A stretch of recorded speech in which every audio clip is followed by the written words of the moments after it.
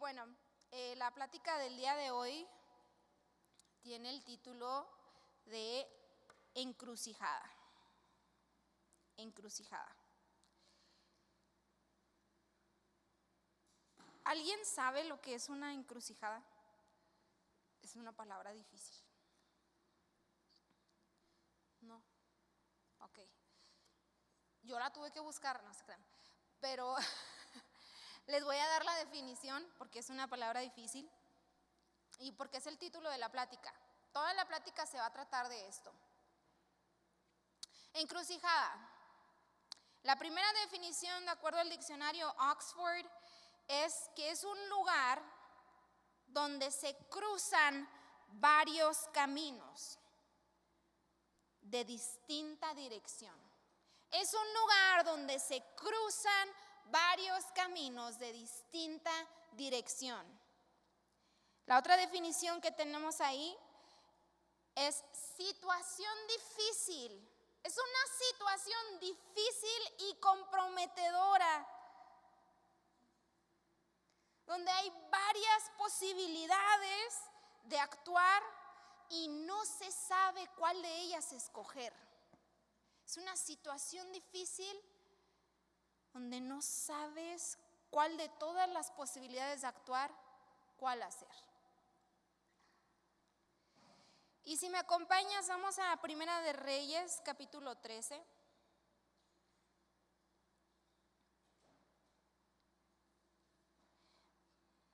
Voy a estar leyendo la NBI. Primera de Reyes, capítulo 13.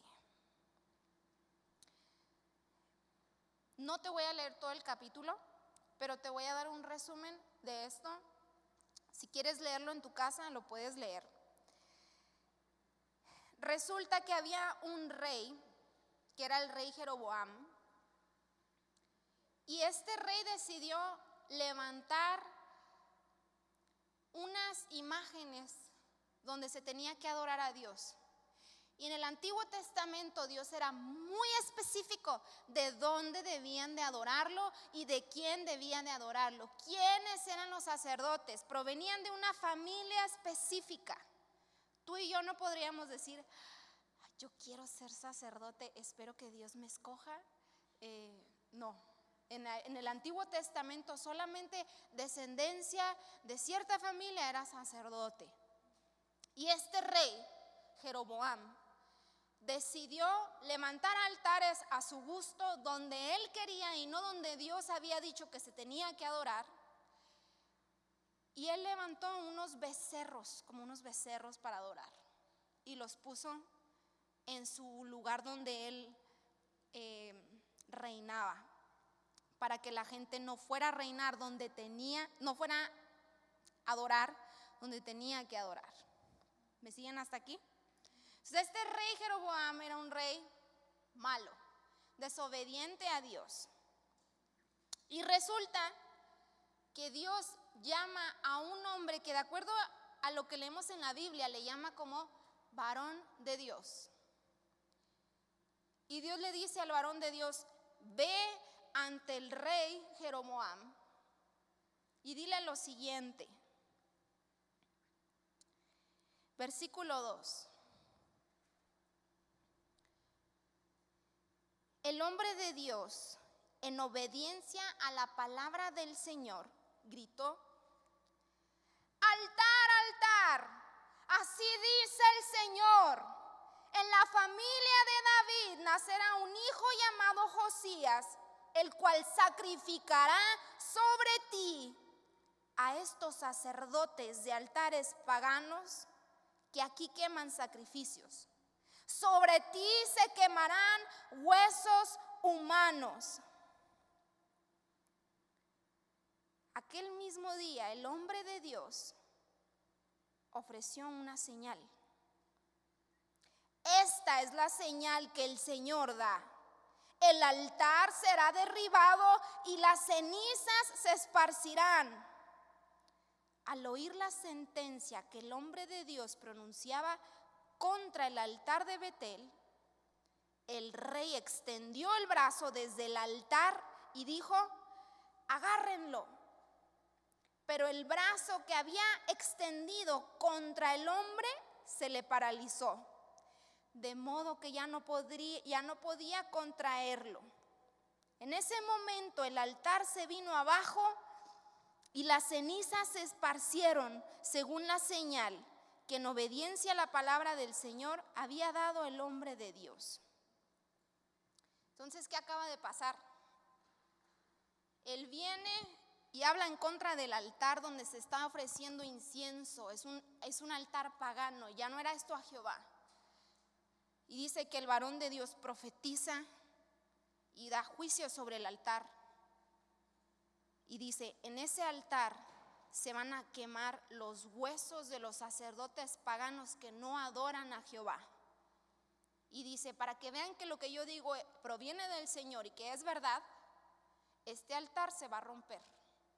Y van a verse las cenizas que habían, que ustedes estaban quemando, la que el rey estaba quemando, se va a esparcir. Y sabemos que el rey dice, captúrenlo, pero al hacerle así, se le queda así el brazo y ya no lo puede hacer así, se queda así.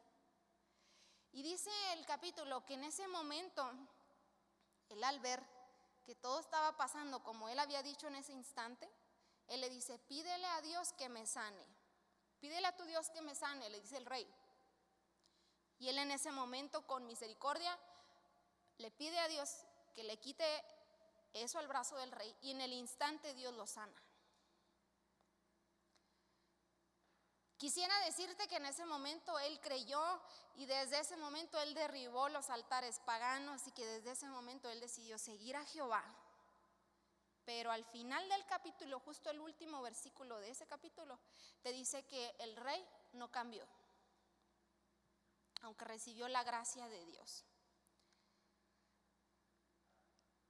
Y lo interesante de este capítulo es que cuando el rey ve que su brazo es sanado, lo invita a comer a su casa, al palacio, y le dice, te invito a que comas y bebas en mi palacio conmigo. Y miren lo que le responde. Versículo 8.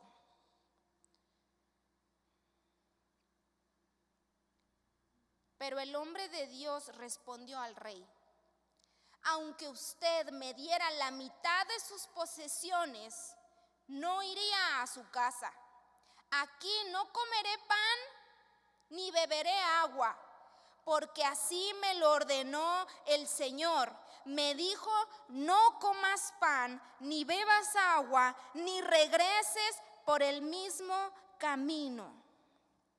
De modo que el varón de Dios tomó un camino diferente al que había tomado para ir a Betel. Hasta ahí. Él se fue por otro lado. Dios le dijo, en Betel, ve y dale la palabra al rey, y en cuanto termines de darle la palabra al rey, te regresas a Judá, que era un lugar no muy lejos, la distancia no estaba tan lejos, pero le dice, te regresas a Judá, otra ciudad. El rey lo invita, lo rechaza, le dice, no, el Señor me dijo que no comiera aquí y que me regresara ni siquiera por el mismo lado por el que vine, que me vaya por otro lado.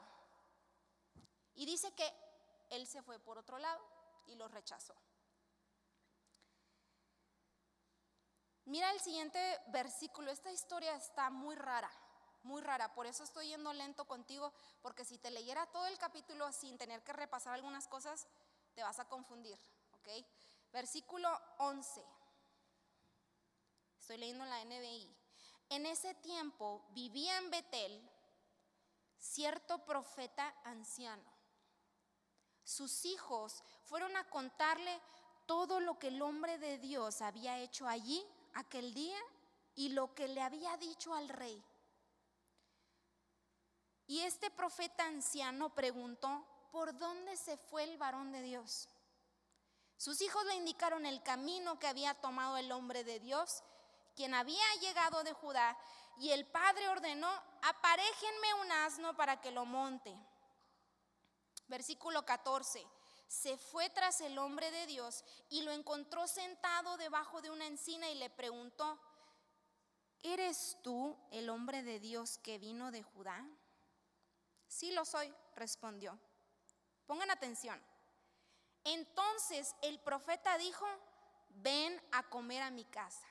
Este profeta viejo, que era de Betel, del mismo lugar que el rey, agarra su asno y va y lo encuentra en medio del camino, lo busca y le dice, ven y regrésate a Betel, donde diste la palabra contra el rey, ven y regresa para comer conmigo.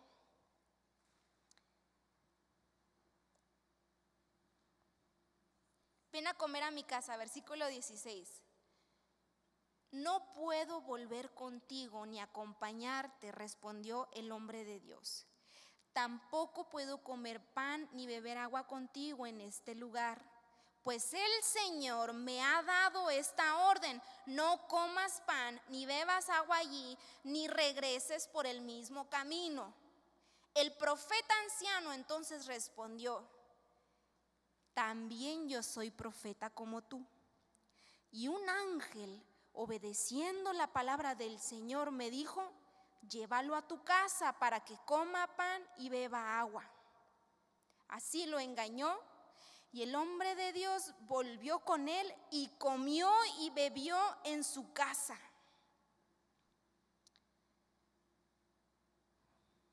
Y ya, para hacerte la historia corta,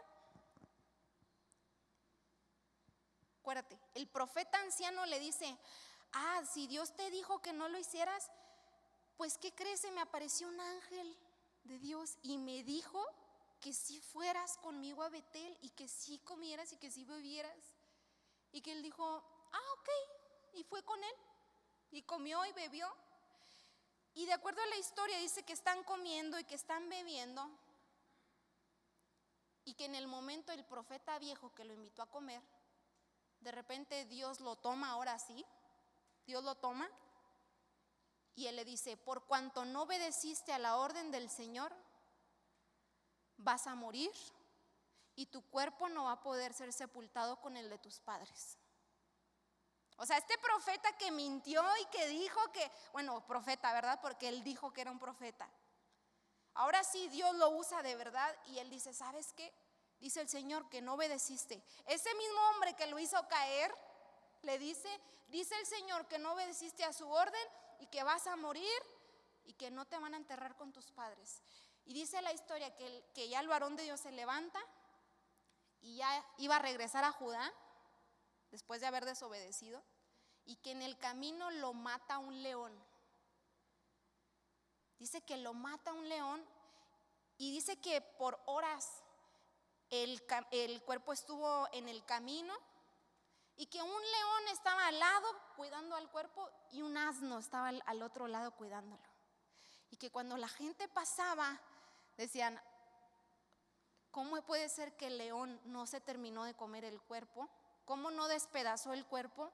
¿Y cómo puede ser posible que el león tampoco se coma al asno? Los dos están ahí esperando a que alguien recoja el cuerpo. Y la gente dijo: esto es de Dios. Dios provocó esto.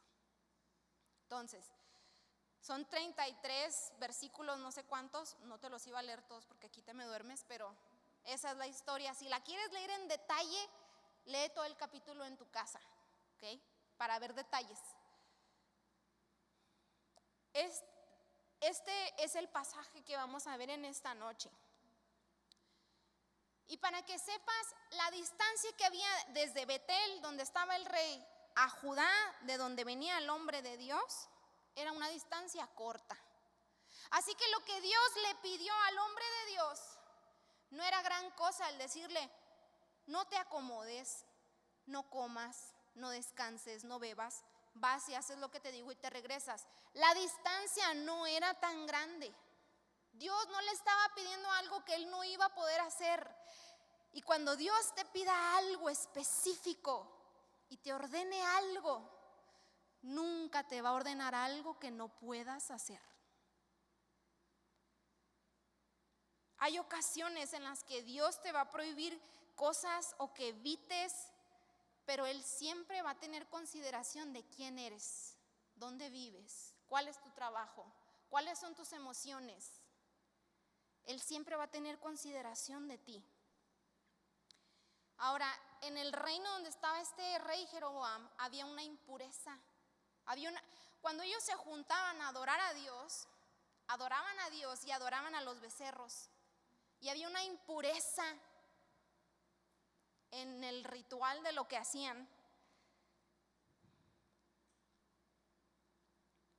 El rey Jeroboam había construido, escucha bien, su propio camino. Es decir, yo voy a adorar como yo quiera, yo voy a levantar altar donde yo quiera, y yo voy a ser sacerdote a quien yo quiera, no quien el Señor me dijo. Voy a tomar decisiones y voy a forjar mi propio camino. Se escucha muy bien el forja tu propio camino. Pero ese era el pecado de Jeroboam, que él forjó su propio camino, su propia adoración, su propio ritual. Y Dios no estaba ahí. Y algo curioso es de que cuando el rey lo invita a comer a su palacio, el varón de Dios no batalla y rápido le dice, no, el Señor dijo así y así, y él no tuvo problema con rechazar al rey. Que viniera, no sé si te cae bien Biden, pero si viniera Biden y te invitara a comer a su casa, digamos que es una persona de mucha influencia, ¿sería fácil rechazarlo? ¿Sería fácil decirle que no? Para algunos sí, para otros no. Pero lo interesante es de que aunque sea el rey, van a haber caminos, van a haber personas, van a haber decisiones que tienes que evitar y que tienes que rechazar en tu camino con Dios. Dios no le explicó, escucha bien, Dios no le explicó al varón por qué tenía que rechazar esas invitaciones. Solamente le dijo, no lo hagas. Y cuando tú y yo decidimos obedecer incluso las prohibiciones de Dios, es para protegernos. Hay una razón detrás de cada orden que Dios nos da.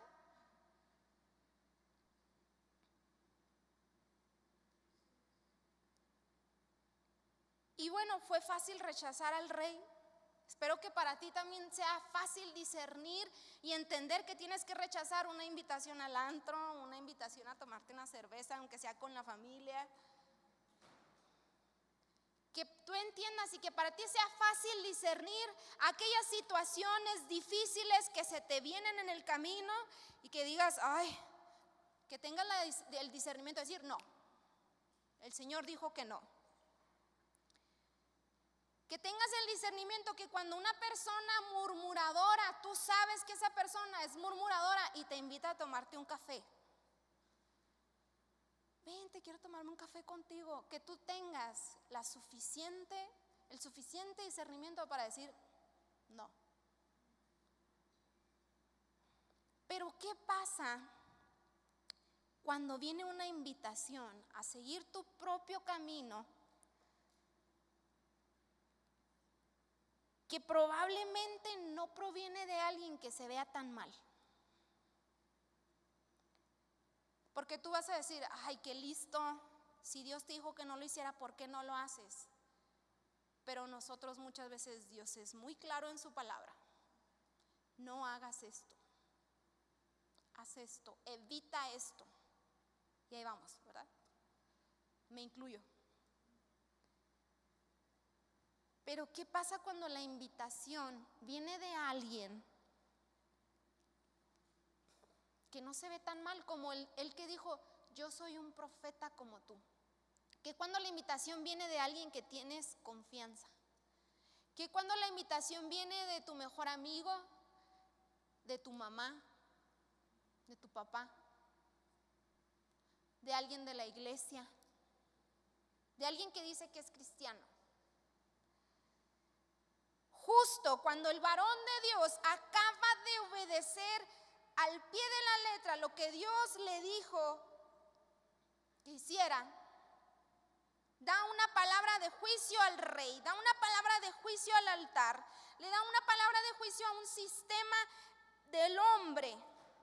Y justo después de haber obedecido en algo tan grande y difícil, ir a hablar en contra del rey, viene una sutil invitación a regresar a Betel. Viene la sutil. Y en tu vida con Dios va a haber veces que obedeciste al Señor y acabas de hacer todo lo que Él te dijo y te costó con sacrificio. Hay cosas que Jesús te llamó a dejar y tú las dejaste y obedeciste. Te costó dejarlas, te costó obedecer. Pero justo en ese momento donde acabas de obedecer al Señor, no te vas a dar cuenta, pero va a venir esa pequeñita y sutil invitación a regresar a recoger las cosas que le habías dejado a los pies de Jesús porque te las había pedido.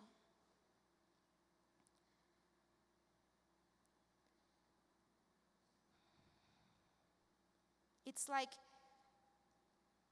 picking up the things that Jesus told you to lay at his feet. You pick them up again.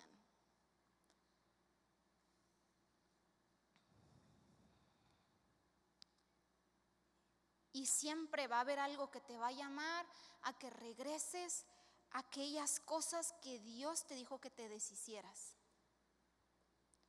Por alguna razón vas a decir, es que no sé por qué, pero mis amigos que en aquel tiempo me jalaban hacia el mundo, no sé qué les picó, que todos me están buscando otra vez.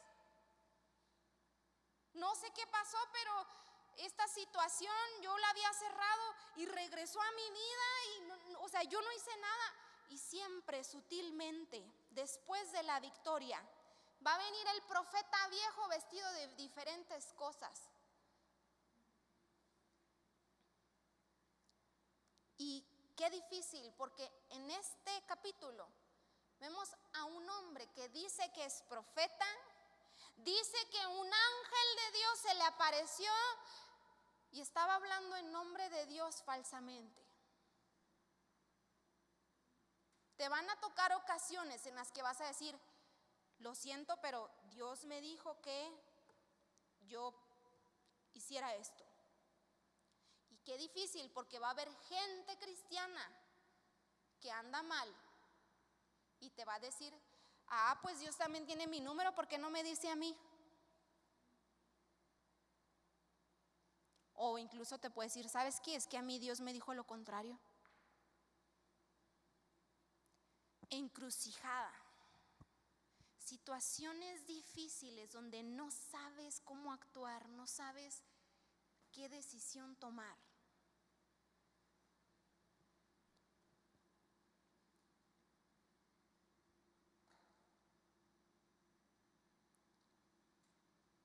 Y hay cosas, y hay situaciones, y hay personas que van a requerir de ti que tengas una fe radical, que tengas una convicción radical, que tengas una obediencia radical. Es necesario solamente un pequeño momento donde no estés en guardia, donde no estés a la defensiva buscando. Es con que te descuides un momento para que entre alguien de confianza y se lleve toda la obediencia que habías hecho anteriormente de eso.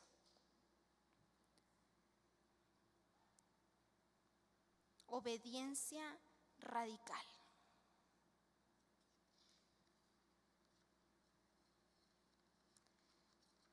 Si tú obedeces a Dios un 99%, pero un 1% no lo obedeces, lo has desobedecido.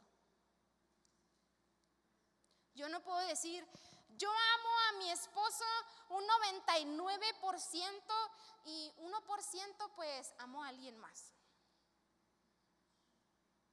No lo amo. Ahí se está riendo.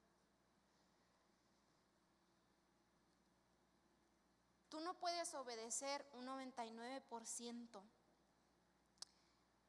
Y si quisiera preguntarte, ¿quién ganó tu confianza para que aquellos valores que tenías de acuerdo a la Biblia, para que aquellas convicciones con las que tú comenzaste a caminar, ¿quién te ganó la confianza? Que comenzaste a bajar el estándar poco a poco. Y terminaste yendo justo en la dirección contraria en la que Dios quería que fueras. Dios permite que ciertas personas que estén en tu vida estén ahí porque tienen una asignación. Dios pone personas en tu vida porque tienen una asignación, tienen una tarea. Y algunas de esas personas, su tarea va a ser a ver cómo te distrae, a ver cómo te engaña. E incluso van a ser personas de confianza, personas que pueden ser hospitalarias contigo. Te pueden invitar a su casa, te pueden dar de comer, te pueden dar bebida, te pueden hacerte sentirte muy cómodo y ser hospitalarios contigo. Pero su asignación es engañarte. Y es ver dónde está tu obediencia. Poner a prueba tu obediencia.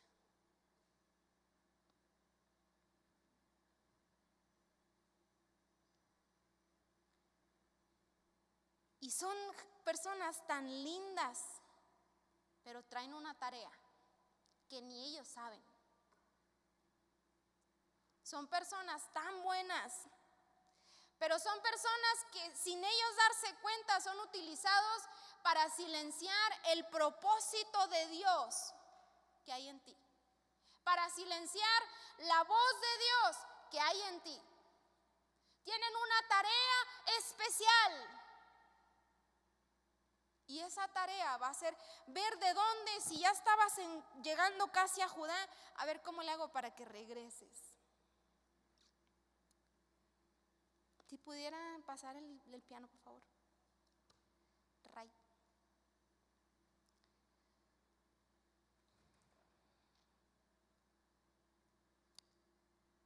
En Jeremías capítulo 28 hay una historia del profeta Jeremías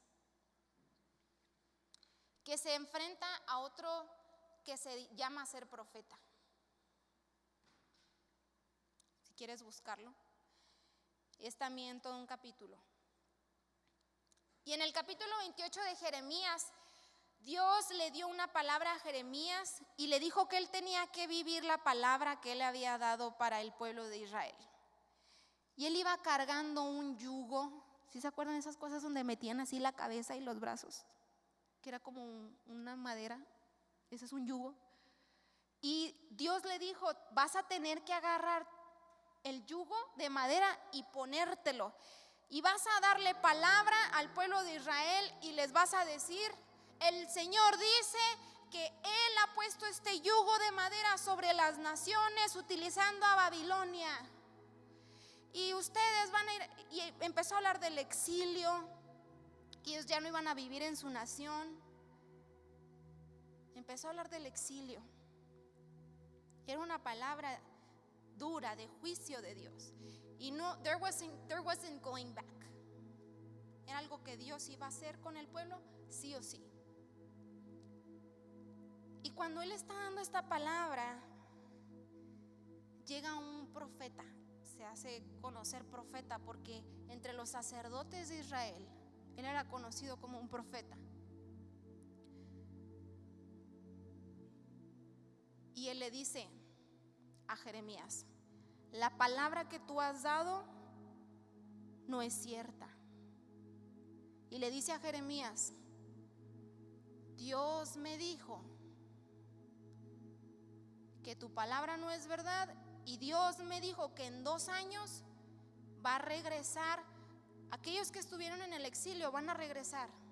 Y van a regresar todas esas utensilios que usábamos para adorar a Dios, que se los llevó Nabucodonosor. Y van a traer las cosas de nuestro templo y vamos a poder adorar a Dios en 2 años, decía el profeta falso.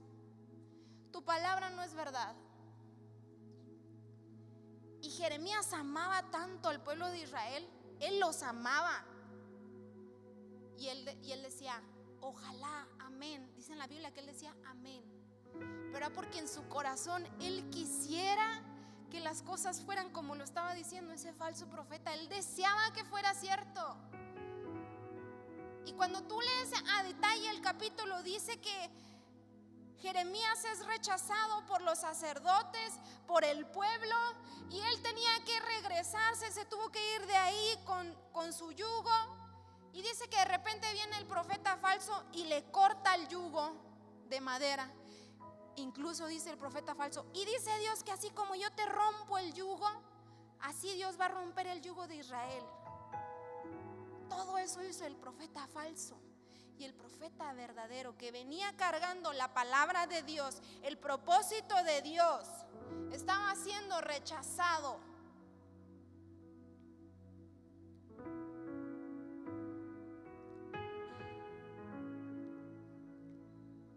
Después Dios hace algo, le da una palabra más dura a Jeremías para llevarle al pueblo y le dice, ahora te vas a poner un yugo no de madera sino de metal, y les vas a decir que por eso yo les hice su yugo más fuerte y va a ser más difícil que se lo quiten por su desobediencia y porque no escuchan a mis profetas y empezó. Y dile al profeta que en 2 meses se va a morir. Y en 2 meses se murió el profeta falso, el que andaba con los sacerdotes. Pero antes de eso todos se habían burlado de Jeremías, lo habían rechazado. ¿Y a qué voy con estas historias de profetas verdaderos y profetas falsos del Antiguo Testamento? Tú y yo, un profeta es aquel que predica la palabra de Dios, es aquel que predica lo que Dios ha dicho en su palabra. Cada vez que tú hablas de la Biblia, es como si tú estuvieras profetizando. No necesariamente estás diciendo algo que va a pasar, pero estás diciendo lo que dice la palabra que va a pasar. Y Dios, si tú deseas que Él ponga su voz en ti, Él va a poner su voz en ti. Pero la diferencia entre estos dos profetas es que uno decidió pagar el precio por obedecer y no se descuidó. No dudó del llamado que Dios le había hecho, no dudó de la palabra que Dios le había dado, aunque fuera dura, no dudó. Él conocía la voz. ¿Tú conoces la voz de Dios? A tal grado que si viniera el rey, que si viniera tu papá, que si viniera tu primo y te quiere hacer regresar a Betel, tú podrías decir no. Tendrías una obediencia radical que hasta si fuera necesario te quedarías solo. Porque eso es lo característico de Jeremías. Era un hombre obediente. Lloraba porque Dios le había puesto algo tan difícil, pero nadie podía quitarle el llamado que él tenía. Nadie podía quitarle la palabra que Dios le había dado. Aunque los sacerdotes se burlaran de él, aunque se quedara solo, él conocía que el llamado que tenía era de parte de Dios. Y tú y yo a la primera dudamos, la volvemos a pensar, porque nos conviene, porque se ve más cómodo. ¿Cuántos profetas viejos se han acercado a tu vida ofreciéndote comodidad, diciéndote que traen algo de parte de Dios? ¿Y en qué áreas de tu vida has regresado a Betel y has recogido cosas que Dios una vez te pidió y que tú en obediencia le diste? Y quiero que nos vayamos a nuestra casa hoy recordando varios puntos.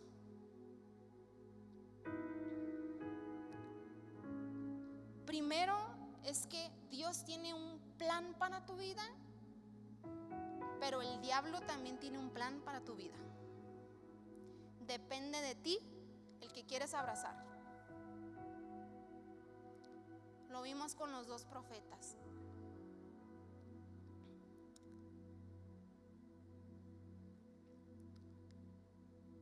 Siempre va a ser difícil seguir el camino de Dios y siempre será más fácil hacer tu propio camino. Siempre. La obediencia no siempre va a ser lo más conveniente. La obediencia viene acompañada de incomodidad, incluso de dolor. Pero para que Dios use esa voz, tiene que haber un precio que se tiene que pagar. Para que su voluntad sea hecha, Jesús nos mostró en el Monte de los Olivos, para que la voluntad del Padre se cumpla, hay un precio que pagar. Y si tú solamente me dices, es que Jesús ya pagó por mí, yo no tengo que pagar ningún precio, ¿de qué hablas? Esa es una mentira que el diablo quiere que tú creas. El costo de ser discípulo, el costo de cargar una voz, de cargar una palabra. Nosotros debemos de hacer que Dios se manifieste en la tierra, que Dios se manifieste en el salón de clases. Cuando todos están hablando en contra de Dios, se levanta alguien que no habla porque lo leyó en un libro de comentario bíblico, sino que se levanta alguien porque ha orado en su cuarto y tiene una intimidad con Dios, que cuando habla sale algo de su boca que a la gente se le pone la piel de gallina y pueden sentir lo que dice, porque la voz proviene de Dios. Pero ¿qué precio vas a pagar? ¿Cómo se va a manifestar Dios en tu vida, en tu familia, en tu trabajo, en tu escuela? ¿A quién tienes que rechazar? Que te va a doler, pero tienes que rechazarlo. La obediencia nos va a poner en lugares difíciles. La obediencia no te va a poner en lugares fáciles, te va a poner en lugares muy difíciles. Y Dios va a examinar tu obediencia poniéndote en oportunidades en las que va a ser muy difícil discernir qué tienes que hacer. Va a ser difícil discernir qué proviene de Dios, qué dijo Dios y qué no dijo. Te va a poner en situaciones difíciles, no imposibles, no cosas que no puedas, pero te va a poner en esos lugares. Cuando dejas de estar alerta y conectado a la voz de Dios, así tu obediencia se puede tornar en desobediencia, porque dejaste de estar alerta y dejaste de estar conectado con su voz. Y último punto, Dios castiga la desobediencia sin importar qué tan fiel haya sido en el pasado, sin importar que tú lo hayas servido antes. No son tomados en cuenta tu fidelidad y tu obediencia anteriores cuando decides desobedecer. Y lo vemos en toda la Biblia, hasta en los hombres más grandes de la Biblia: David, Noé, Moisés, y puedo seguir con una lista de nombres. Si pudieran ponerse de pie.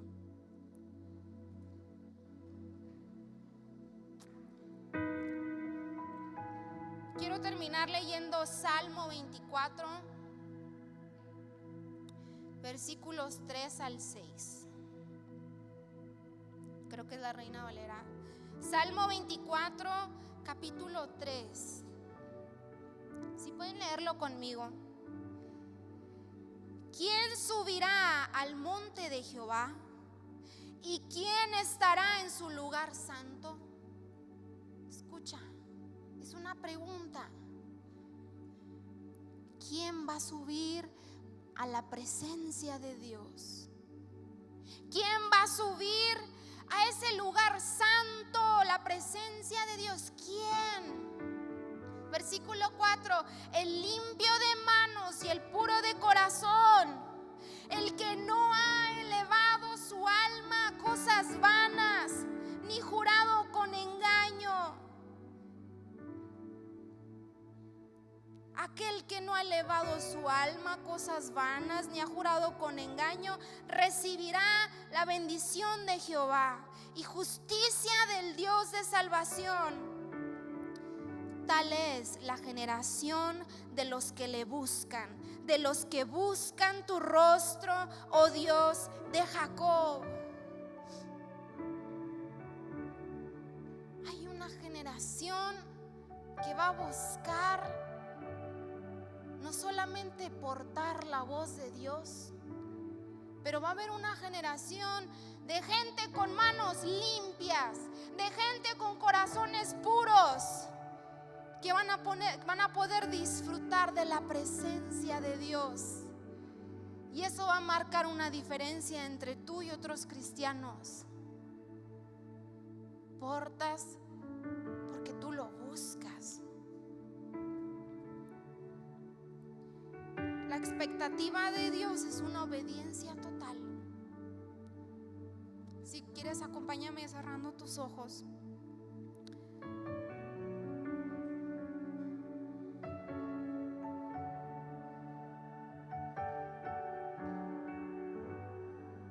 Padre, yo te pido por una generación que busque hablar con la verdad, que busque tu rostro. Te pido por una generación que sea tan cuidadosa de tener manos limpias, que sea tan cuidadosa de tener un corazón puro, aunque se queden solos, aunque sean rechazados, que sus corazones sigan siendo puros, porque ellos cargan tu voz. Yo te pido, Señor, que aquellos que están en una encrucijada en su vida, que están en un lugar difícil donde no saben qué decisión tomar, Espíritu Santo, yo vengo invocándote para que tú vengas y tú hables de forma clara a sus corazones. Aquellos que no saben qué decisión tomar, Espíritu Santo, habla a sus vidas, da la orden que ellos quieren escuchar. Queremos escucharte, queremos obedecerte, queremos estar en tu presencia, oh Padre. Aquellos que se han ido lejos y que han desobedecido, el Padre te llama, el Padre te espera con los brazos abiertos si tú has desobedecido. Espíritu Santo, obra en cada corazón.